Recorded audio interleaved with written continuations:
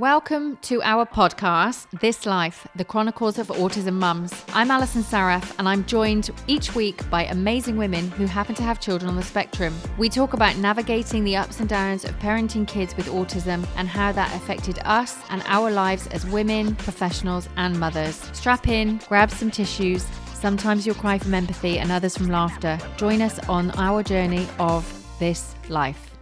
Hello and welcome to this week's episode of This Life, the Chronicles of Autism Mums. I'm Alison and I'm here today with Reen, Moira and Maha. Welcome, ladies. Hello. Today we are going to be talking about your top travel tips. We're all expat women. We have families and we regularly travel. So we today are going to be talking about what we find stressful, how we've overcome the anxiety and the stress, and how we manage it and our top tips for that. So for you guys, obviously there's a lot of changes for our children when we travel and when we go on vacation. So what do you find, or what did you find in the past? Because I think now we're all kind of quite a lot more relaxed about traveling. But what did you find in the past was the most stressful part of the journey for you guys with the kids? Okay. I think it's just not knowing what to expect. Mm-hmm. Our kids are not... Expect the unexpected. Oh, it's like you can prepare as much as you like and they'll either be amazing or they won't. So I think, your usual things of picking the right time of day if you're taking a flight, if they're good at night, if they're good in the day, just trying to make it as easy as possible for them. But for me, I've been quite blessed and lucky that my kids never had any issues travelling. So we've been flying everywhere since they were born. And I think it's just become a mode of transport for them. It hasn't actually been something that I needed to do too much preparation for. I think when they were toddlers or when my son was a toddler, do things like you have to sit and put your seatbelt on. It's hard to tell a 3-year-old child with autism that that's what they must do for safety.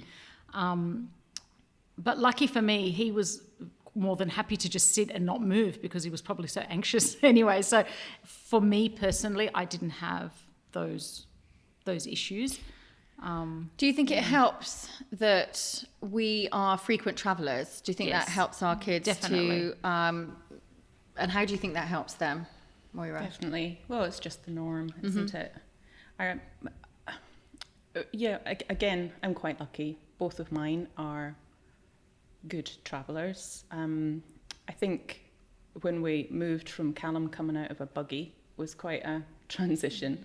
But I think I was overly preparing activities and toys and packing bags full of stuff to try and keep him occupied. Days. Yeah. And now, fast forward, I'm struggling to get him to put stuff to entertain himself in a bag. His line is, I don't need anything, I've got my mind. Oh, wow. So, that's really impressive. How profound.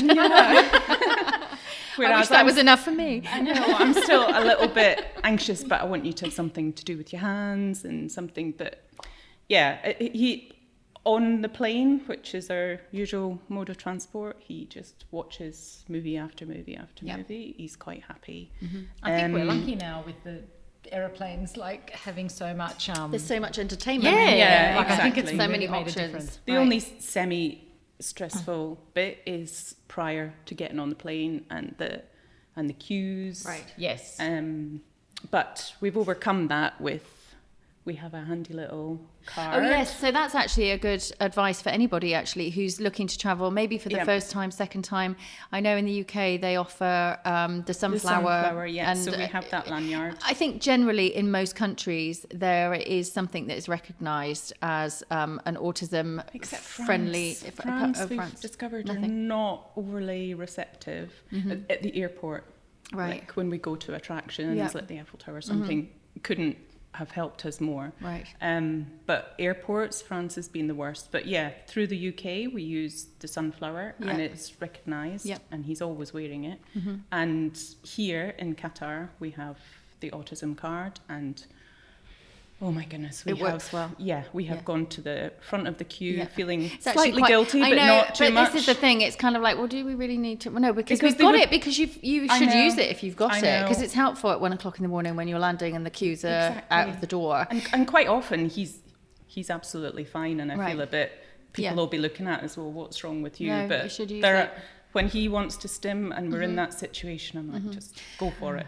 And also, you know, when you're in those situations, close quarters with other people, you know, maybe you're in the airport or maybe you're on the flight or, you know, maybe in a theme park or wherever you might be, that is a different environment for them. And maybe they're in the past, you know, if they've been stimming or upset, tantruming, crying, you know, just because the situation is not, they're finding the situation overwhelming. How have you dealt in the past with scrutiny? Have you experienced scrutiny from other people, families, travellers? And how have you dealt with that, Reen? Have you experienced any stares or looks in the past? I think here it's I think here they're more concerned with the kid rather than rather than you, because I had an experience here when Mika was just lying on the floor crying and is all.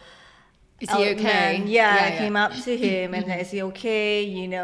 They're more concerned about. There's a compassion, I think, here for children, especially. It's a lot of kindness rather for looking children. at you like, what did you do wrong? They're not judging your parenting. No. But on the plane, like on the plane when he was. I mean, now I don't have any problems. Right? Yeah. They're much bigger. They're frequent travelers. Like it's easy. But when they were little, it was quite tough, and especially if you're traveling alone with 2 kids under the age of 4 and one is on the spectrum, it's not that easy to You wouldn't handle. recommend it. I wouldn't recommend it. You'll go bonkers. But it's funny though, because you put yourself in situations to travel, right? You know, if you need to get home to your home country, then very often, that will be something that you will push yourself to do. Right. You just have to deal with it. Exactly. So you wouldn't necessarily deal with it. But I mean, if you are, if he is having a tantrum or was in the, the middle of the airplane, because we all see that with little babies. And I think, there's a lot of people that find that really annoying and they'll vocally say, oh, can you just deal with your child? But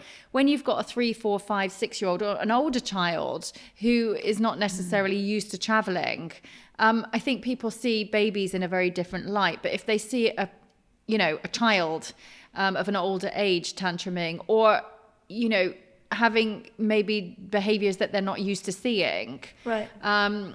There is some scrutiny there. And the stares and looks, not even, maybe some judgment, whatever it might be. Mikhail used to go under the seat and on the seat of the plane and run Crawl off, down. And I'm like, here, I've already fastened his seatbelt and we're about to take out, and suddenly he's gone, and people are, and the flight attendants are like, your son needs to, and I'm like, I'll sort it out. Just don't fuss about it. Don't delay the takeoff. Quickly fix it. Snakes on a plane. So it's you do get, but Right. you just have to. I mean, Do you think it's just a case of just blocking it out and you just block saying, do you know what? everyone out. And actually, one thing that we will be doing with this episode is we have a friend actually of the podcast, and her son has Fragile X syndrome. So a lot of the behaviours are pretty similar to autism, especially in that kind of closed environment. So she actually carries a card with her to pass out on the airplane to anybody that might be in their vicinity. And it just basically explains a little bit about Fragile X and what you might expect. Because nothing terrible is going to happen, but I think it kind of calms her. It's nothing for the child, like nothing for him at all. It's all about just calming the situation around and stopping that kind of level of anxiety that parents get.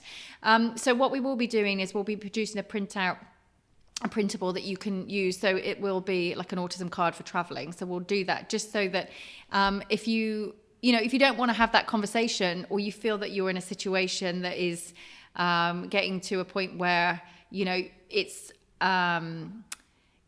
there's going to be some sort of conflict, it's always kind of quite good to maybe diffuse the situation if you're worried or you've got an anticipation, because people I would hope in most cases would empathize with you rather than just judge you for, not being a good parent or, Judging whatever the it might child, be, or judging your child. So, and what about further on in the journey? So, you get to the other side. Generally, everyone's exhausted by the time they get off the aeroplane. And then, there's that whole process of actually getting to your end destination. And there's a lot for our children to deal with, I think, and cope with at those times. We've got to then get the bags and we've got to... Oh, I got a story. Oh, tell us the story. So I was traveling to Greece. It was a last minute decision. So it was, hubby was already there. So I didn't know why I said yes, not thinking that I'm traveling with a 2-year-old and a 3-year-old on my own. So you were just thinking about Greece. Yeah, I was just thinking about Greece and the beach, right? So we got in the plane, and I've got these two who refuse to be on a seat belt. So the attendant was fussing about, and then eventually everybody sat, everybody slept. And once we arrived, so I got the diaper bag on one hand. I've got Ryan, who was still sleeping, on my arm. And as soon as the door opened, Mikhail just ran out, and I was running after him, screaming, "Mikhail!" And I'm like, "Stop! Where are you going?" And thank God the airport was then small.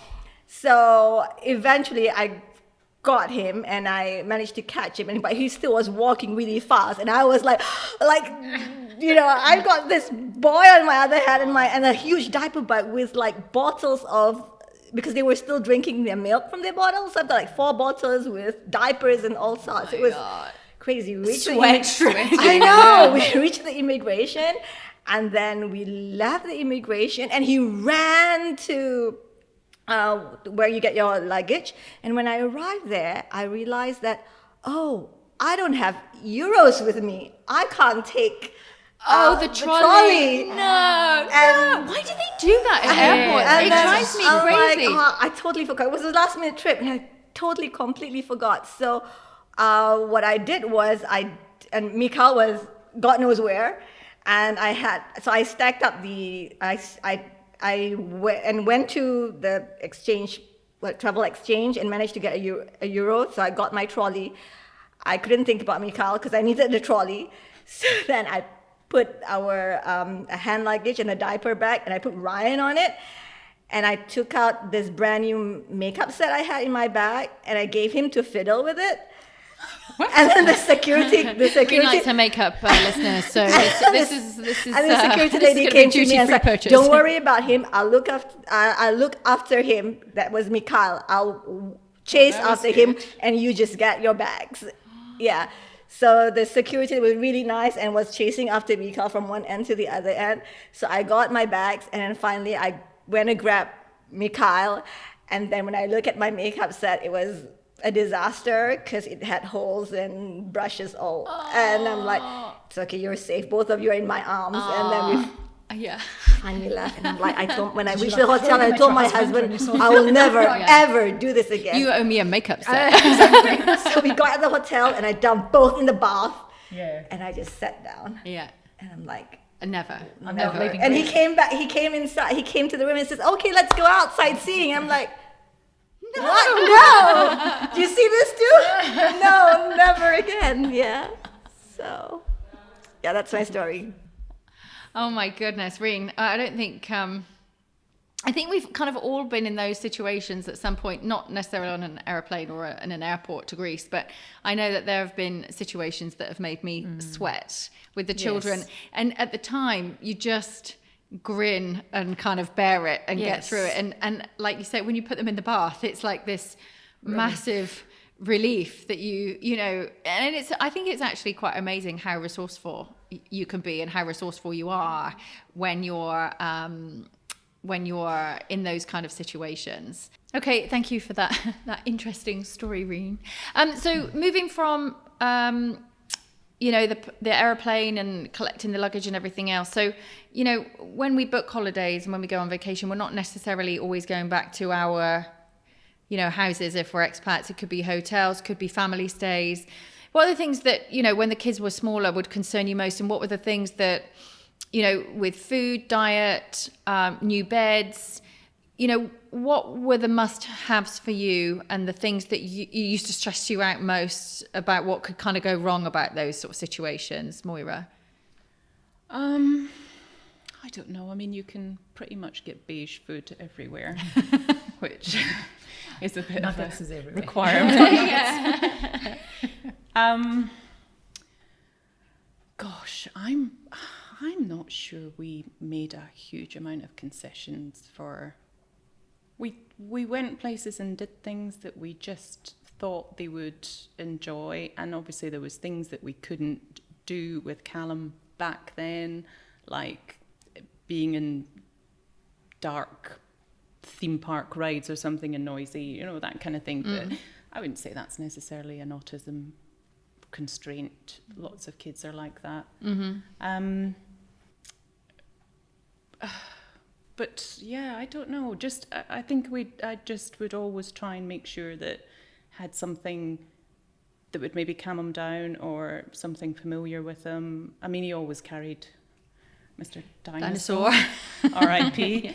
And even to this day, he still likes to have something in his hand. So, yeah, I think we've been very lucky. Right. I mean, I might have just blacked out some horrific incidents to the back of my head. But, it's been too many years ago. Yeah. I do remember, and I still do it to some degree, but not so much now, trying to quieten him down and try and be normal and not draw attention, but I don't bother now so much. His sister gets a little bit, kind of quiet. But yeah, for the most part, now, we just take it as it comes and let him be. What about you, Maha? I think we always try and choose the holiday that suits our family, I guess. Like things like kids club was never something that I could ever consider. So a lot of families are like, I've got to go to this resort. They've got a great kids club. The kids will be busy all day. And I'm like, well, no, it doesn't sort of apply to me. I can't leave him at kids club. So always trying to find something that we could enjoy together. So something that I would enjoy, he would enjoy. Mainly, we love the ocean, lucky for us. So it was always beach and pool type holidays for our family, because then I could be in the ocean with him, his dad could be in the ocean with him, or in the pool. So that sort of trip suited us.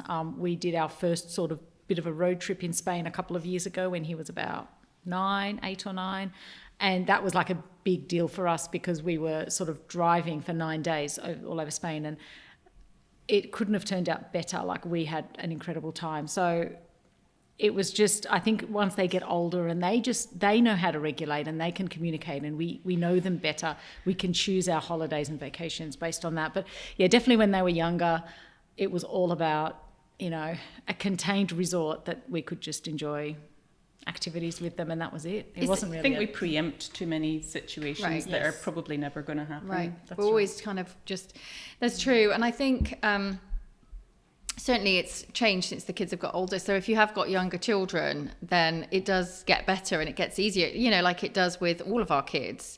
But I think that's the key to anybody going on holiday with a family, is all trying to find something that kids enjoy, because if they enjoy it, then you're going to have a better holiday. I remember, funny you should say about kids clubs. We travelled all the way to Turks and Caicos because there was a resort there that had the first autism-friendly certification on their kids club. So we thought it would be a really good vacation for us. We were only there for like 4 days out of a trip that we were doing. And we got there, the kids club looked amazing. There was an amazing water park in this resort that we were at. And Noah was quite happy to stay in the kids club, but my girls were like, no, we're not going to kids club. We want to stay with you. Yeah. So we flew all the way to Turks and Caicos. It totally backfired. I mean, it was great, actually, because they had this huge water park. And my husband and I just sat, and it was a revelation for us because we literally just plonked ourselves on sun lounges. They can all swim. And the girls were with him. There were really great lifeguards everywhere, and it wasn't too busy. So we were literally plonked ourselves on 2 sun lounges right at the bottom of one of the slides. We made that our base for like the 3 days, because we'd go back every single day. and the kids would just come back to us. It was like, we just need to go to a water park on holiday because everyone's happy, you know, and we've got 3 kids at quite different ages, but everybody really, they really, really enjoyed that. And actually another experience that we had last year, so, you know, as you guys know, we're all expats, so we generally travel a lot, but COVID has really kind of stopped us in our tracks for like 2.5 years. So last year was the first year that we were able to travel, and we weren't able to get home. So we went to the US and we decided we were going to do a road trip for 4 weeks. And there was quite a lot of planning involved in that, not just because of Noah, but because of all of us, you know, just trying to find a place that was suitable for everybody, that everybody would like, and, you know, yada, yada. Lots of considerations for a family of 5. But the one thing that worried me the most was that I told Noah, and we told the kids, like, because we only kind of booked it 4 weeks before. It was a bit of a kind of panic holiday. And I said to him, we're going to go on the aeroplane. And I know you guys remember, because I was talking to you about it, because I was absolutely panicking, because his reaction was, no, thank you. No, thank you for the aeroplane. So I was like, no, this is a 16-hour flight. Like, no, thank you for the airplane. And then I went into a panic mode, because I was like, oh my God, we're going to be on a plane for 16 hours and he's just going to be in the worst of moods. And we're very lucky, because he's generally quite chill about things, and he's always been very chill about traveling because it's so frequent for him. But obviously that break of 2 years, anxiety, all of that, about everything that was happening, he was just absolutely, no, I'm not going. So my eldest daughter, she actually put a social storybook together. So she literally, because it was a road trip, so it was, it sounds ridiculous. It was 4 states, 9 stops. Oh my God. With 3 kids and 4 suitcases. Yeah. But it was, she'd mapped out the hotels. She'd put a book together, and he really likes Peppa Pig, so he'd got Peppa Pig doing all these different activities, you know, and it literally walked him through right from the airport, what he was going to see at the airport, what was going to happen on the airplane, every resort that we were staying at, so every hotel, there was a picture of the hotel, and the water slides. That's what I do, find every hotel with a water slide. And so all of that, and actually that really, really helped his anxiety. So we started talking about that for like the 2 weeks prior to the visit. And I noticed that, he was totally fine on the plane, which was amazing. He just wouldn't put his headphones on for the first like hour. But then after that, he was totally fine. He was like in his groove, and it was like, okay, this is fine. But what I did notice was that for the first like 2 or 3 stops of this mammoth road trip that we were taking, he'd go back to that book and look at it. And then after that, his anxiety was like, well, I'm with my family, I'm here, I'm having a good time. I don't know I don't really care what's coming next. But it's something that I would definitely recommend to anybody, even if you're, taking just a 1 week vacation somewhere, in your home country, or even if you're traveling, it's definitely something that I'd recommend, because it really helps. So just to sum up, ladies, what are your top tips for keeping yourself chill and calm? What should you organize? What should you not give a damn about, and what do you need to kind of put into perspective about these vacations? Because we work hard, they're expensive, we don't want to spoil it for ourselves, so we need a break. We all need a break. So what are your top tips for that?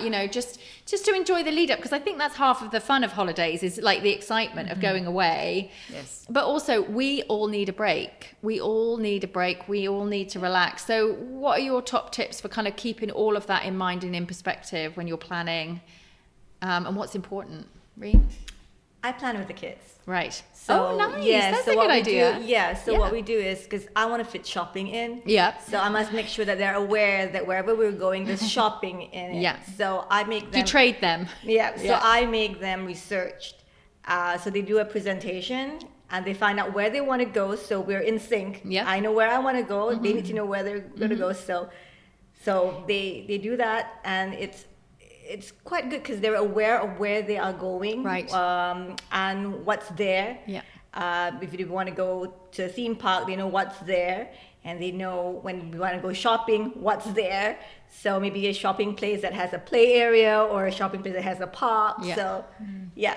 That's a really So- great idea. Yeah. That's kind of like the next step, isn't it? That's the Right. step up from the social, like a social story about yeah, that. yeah. And also, So it everybody kind of- gets their and they pick. get control. They're Yeah. controlling the situation, Yeah. and they know what to anticipate. Right. Yeah. So that's And good. Reen That's knows good what shop she's going to. I I know. love it.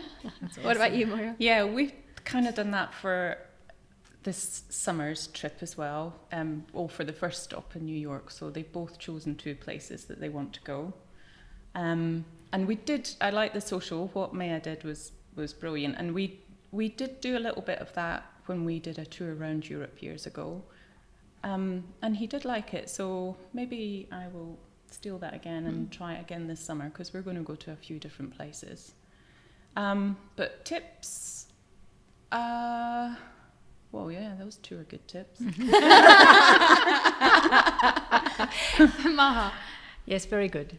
The end. I think when they're young, look, always having the backpack Yeah. with you with their Depends activities. the age, Look, yeah. the food on the plane is terrible. Oh, we all know that. food, yeah. We Yeah. always eat Yeah, before that's we a get on the whole- plane. That's true. So I Power always snacks. make sandwiches and take biscuits and stuff. I don't think they've ever had a meal on a flight No. because it smells the terrible, kids' especially meals the are Yeah, sensory. no, they're Kids. When they are Yeah. sensory, Yeah, yeah. that smell as soon as you open that. Well, the Oh, eggs. yeah. So just, and when a child doesn't eat, you know what happens. Oh, yeah. They get even worse. Yeah, yeah. So definitely Great having advice. that Yeah. prepped on the plane, like and don't worry about, it's got too much sugar. I don't know. Just give them whatever it's going to get you Yeah, through yeah. the flight. Worry Yeah. about everything else at the other end. So that would probably be my biggest tip flying anyway. Great. Thank you so much for joining us today, and we will see you for the next episode.